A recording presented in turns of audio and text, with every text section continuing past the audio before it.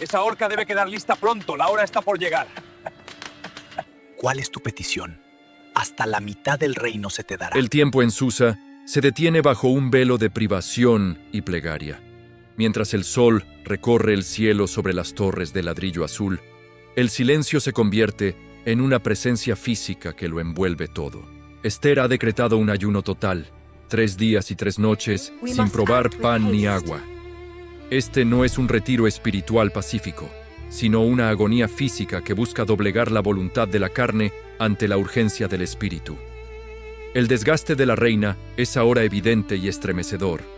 Sus labios están agrietados por la sed de 3 días, y sus manos, antes firmes y enjolladas, ahora tiemblan ligeramente al moverse.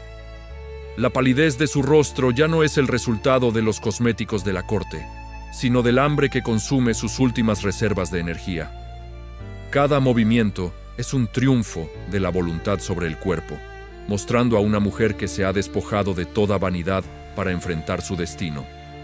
Dentro de los aposentos reales, el ambiente es asfixiante. Sus 7 doncellas, jóvenes que antes solo conocían el lujo y el perfume, ahora comparten con ella el suelo frío y el lamento. No hay música en el harén. No hay risas ni banquetes privados. Solo se escucha el murmullo de las oraciones que cruzan el patio hacia la ciudad, donde Mardoqueo y los judíos de Susa se han postrado en el polvo. El mundo de afuera sigue su curso indiferente. Los mercaderes negocian y los soldados patrullan, pero dentro de la burbuja de Esther se libra una batalla cósmica. Ella está despojándose de la seguridad que le otorgaba su corona para presentarse desnuda de pretensiones ante el único poder que puede mover el corazón del monarca. En la penumbra de las cámaras interiores del palacio, las lámparas de aceite proyectan sombras inquietantes que parecen danzar sobre las paredes de mármol. El silencio es denso, roto solo por el susurro del viento en los patios. Con cada hora que pasa, Esther se siente más pequeña frente a la inmensidad del imperio que pretende desafiar. El lujo que la rodea ya no es un consuelo, sino un recordatorio del poder absoluto de un hombre que puede decidir su fin con un solo movimiento de su mano. Su lucha psicológica es brutal. El instinto de supervivencia le susurra que todavía puede retractarse, que puede huir o intentar salvarse sola. Pero el recuerdo de las palabras de Mardoqueo sobre esta hora actúa como un ancla en su alma. El ayuno ha limpiado sus ojos de las distracciones de la corte. Ahora solo ve una cosa: la puerta del patio interior y la muerte que la espera al otro lado si no haya gracia. Al tercer día, cuando la debilidad física alcanza su punto crítico, se produce una transformación interna. Esther se levanta del suelo. Ya no hay rastro de la duda en su mirada. En medio de esa debilidad extrema, algo parece transformarse en su interior.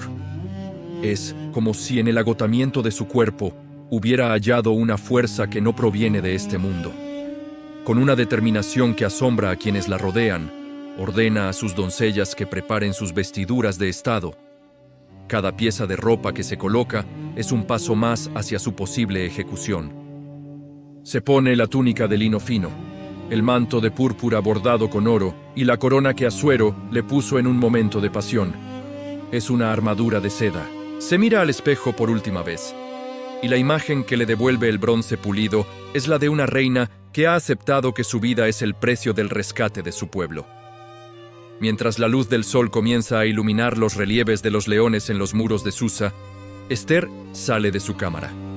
El sonido de sus pasos, aunque debilitados por el ayuno, resuena con una determinación que hace que los eunucos se aparten a su paso. Ella se dirige hacia el lugar donde ninguna mujer puede entrar sin invitación.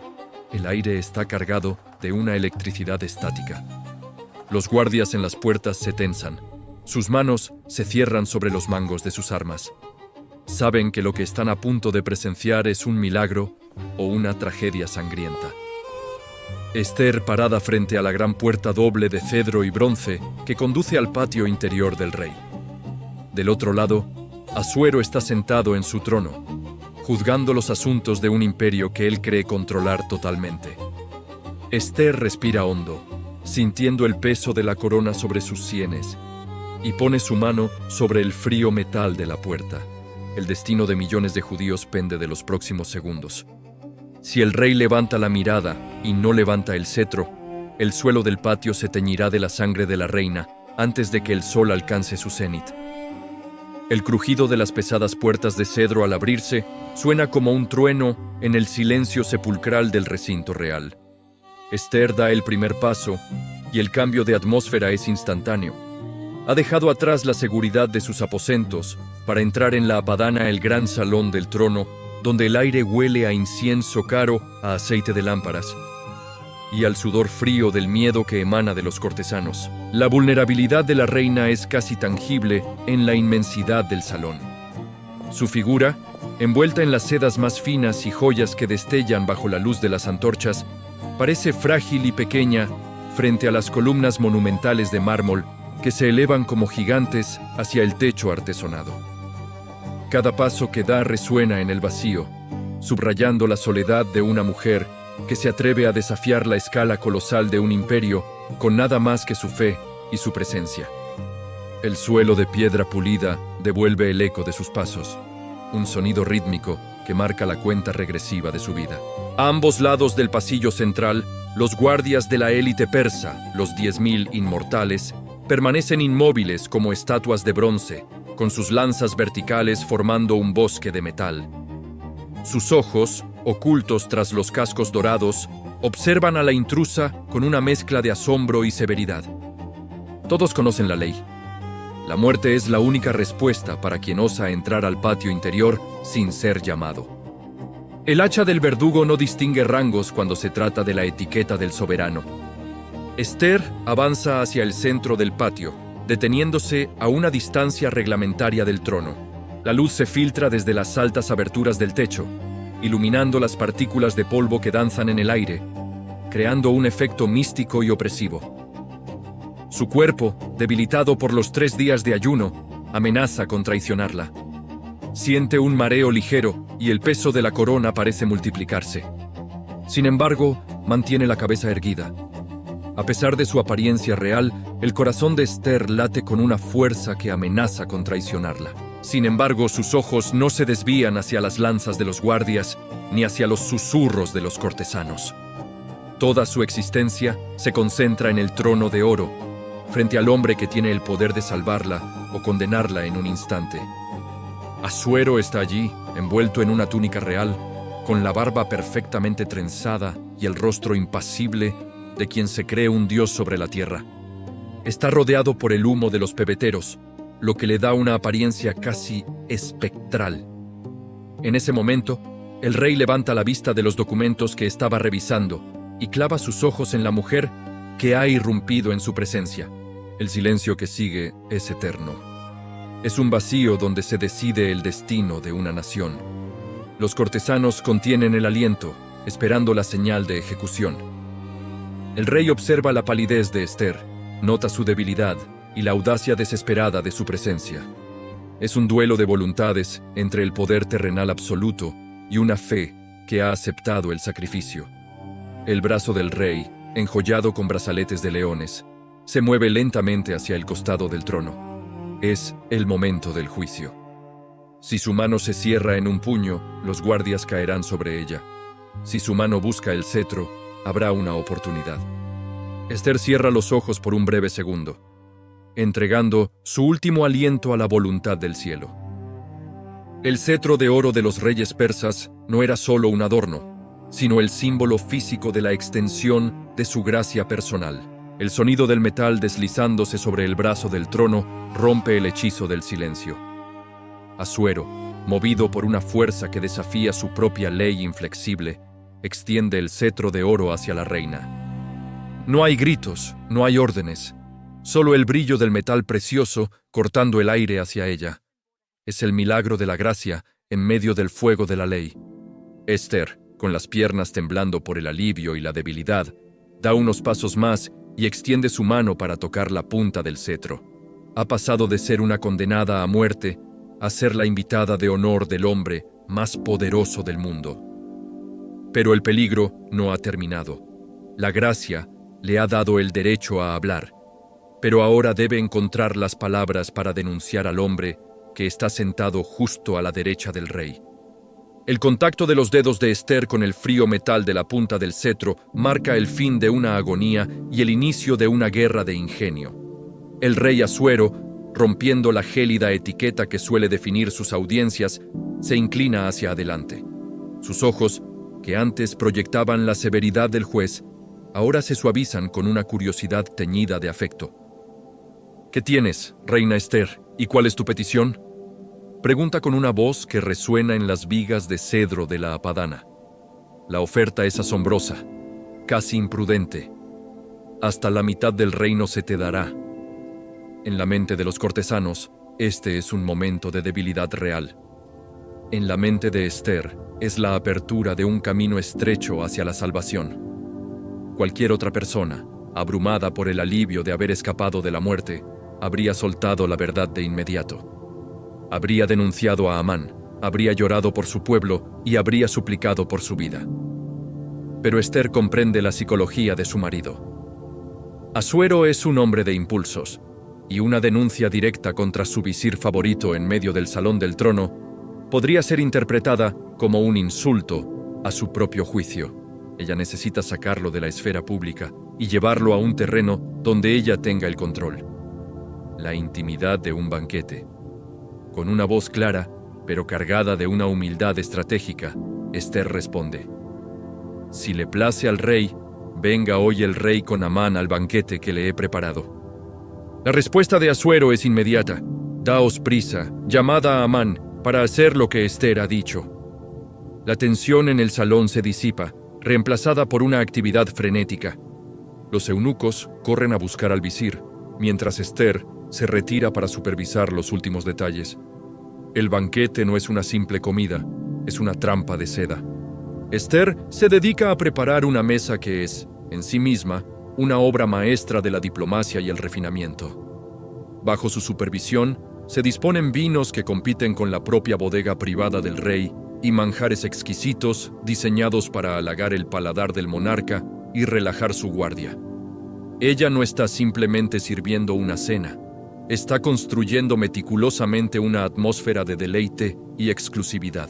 Su objetivo es que el rey se sienta tan complacido, tan honrado y tan a gusto en su presencia, que no encuentre la fuerza para negarle nada cuando llegue el inevitable momento de la verdad. Cada copa servida y cada plato dispuesto es un movimiento calculado en este juego de ajedrez, donde la vida de su pueblo es el premio final. Amán entra al banquete radiante, hinchado por un orgullo que bordea la ceguera. Se siente en la cúspide de su existencia. No solo es el segundo en el imperio, sino que ahora es el único invitado por la reina a una cena privada con el rey. Durante el banquete, el vino corre y la conversación fluye. Pero Asuero, que conoce bien a su esposa, sabe que ella no arriesgó su vida solo por una cena.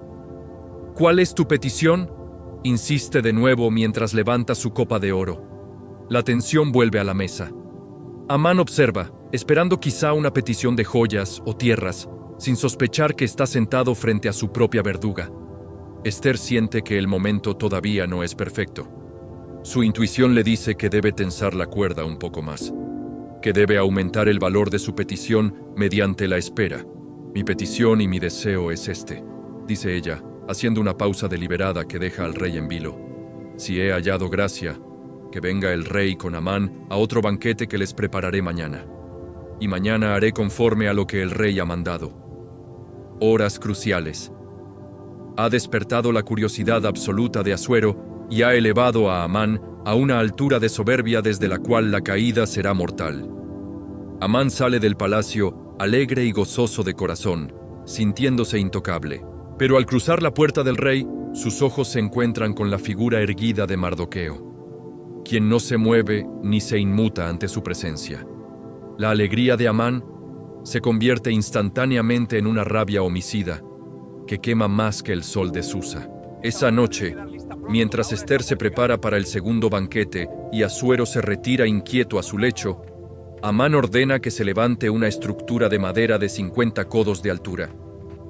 Mientras el silencio cae sobre el palacio, un sonido rítmico y siniestro comienza a resonar en la noche de Susa. Son los martillazos de los obreros de Amán, trabajando febrilmente en la oscuridad para levantar una estructura de madera que se eleva 50 codos hacia el cielo. Es la horca donde el visir planea colgar al salvador del rey antes de que el sol despunte en el horizonte. El mismo hombre que acaba de brindar con el monarca ahora prepara, en el patio de su propia casa, el patíbulo que pretende convertir en el monumento final a su venganza. Aquella noche, el sueño huyó del rey Asuero. Mientras el silencio envolvía los jardines de Susa y el aroma del jazmín penetraba por las ventanas abiertas del palacio, el hombre más poderoso del mundo se agitaba en su lecho, víctima de una inquietud que no lograba descifrar.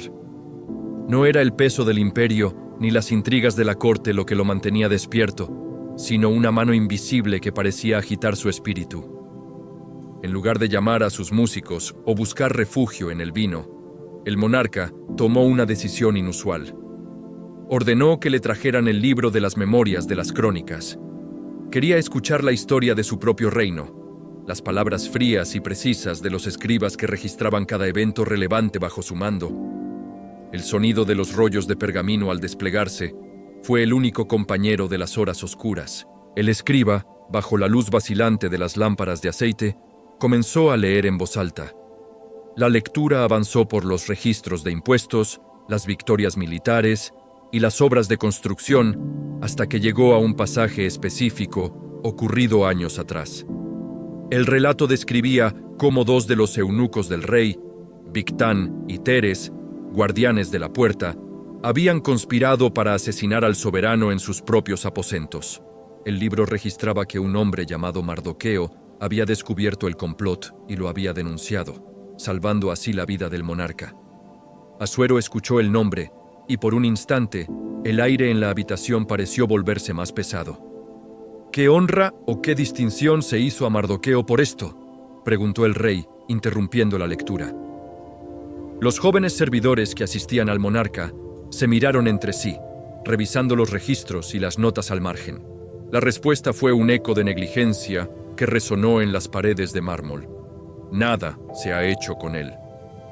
El salvador del rey, el hombre que evitó que la sangre real se derramara, seguía sentado en el polvo de la puerta del palacio, ignorado por el sistema al que había protegido. Mientras el rey procesaba esta injusticia, los primeros rayos del alba comenzaron a teñir de violeta el horizonte de Susa. En ese mismo momento, un ruido de pasos se escuchó en el patio exterior. Era Amán. El visir no había dormido, consumido por una urgencia febril. Había pasado la noche supervisando la construcción de una horca de proporciones monumentales y ahora llegaba al palacio con un solo propósito: pedirle al rey la cabeza de Mardoqueo. Amán estaba convencido de que su influencia era absoluta y que el rey le concedería ese pequeño favor antes de que comenzara el segundo banquete de Ester. Asuero, aún con el relato de su vida salvada fresco en la mente, escuchó que alguien estaba en el patio. «¿Quién está en el patio?», preguntó. Cuando le informaron que era Amán, el rey ordenó que lo hicieran entrar. Dos hombres se encontraron en el amanecer de Susa, movidos por intenciones diametralmente opuestas. Amán traía en sus labios una sentencia de muerte. El rey traía en su corazón una deuda de vida. Sin permitir que su visir hablara, Asuero lanzó una pregunta que sellaría el destino de ambos. ¿Qué se hará al hombre cuya honra desea el rey? Amán, cegado por una soberbia que no conocía límites, no pudo imaginar que esas palabras se refirieran a nadie más que a él mismo. En su mente, no existía otro hombre en las 127 provincias digno de tal distinción.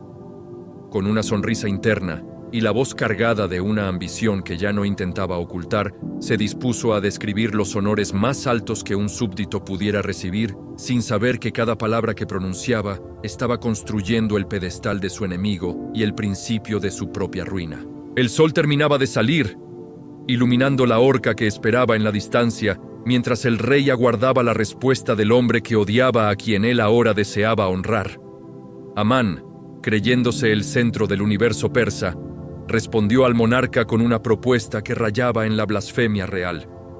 Sugirió que al hombre que el rey deseaba honrar se le vistiera con las vestiduras reales que el propio soberano hubiera usado, que se le montara en el caballo en el que el rey cabalgaba y que se le pusiera la corona real en la cabeza. Propuso que uno de los príncipes más nobles del imperio llevara al agasajado por las plazas de la ciudad, proclamando a viva voz: «Así se hará al hombre cuya honra desea el rey». En su mente, Amán ya sentía el peso de la seda real y el frío del oro sobre sus sienes. La respuesta de Asuero fue un golpe de mazo que hizo temblar los cimientos del orgullo de Amán. «Date prisa», ordenó el rey. «Toma el vestido y el caballo como tú has dicho, y hazlo así con el judío Mardoqueo, que se sienta a la puerta real. No faltes a nada de todo lo que has dicho». El mundo se detuvo para el visir. El nombre de su enemigo, pronunciado con la autoridad irrevocable del trono, transformó su fantasía en una pesadilla pública.